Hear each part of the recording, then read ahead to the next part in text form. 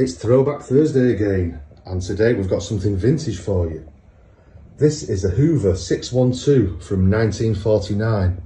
Look at this Art Deco styling. I'm a big fan of the Bakelite switches and the Bakelite hood.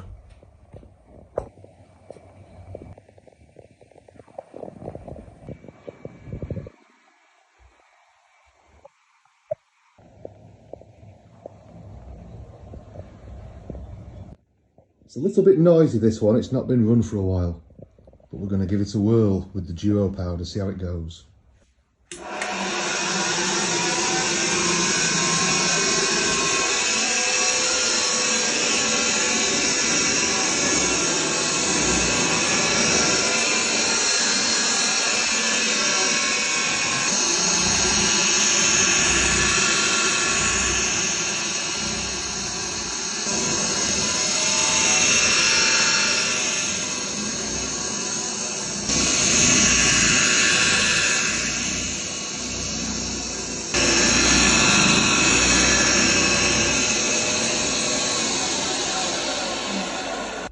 Now, for a machine from 1949, that's bloody good, you've got to agree.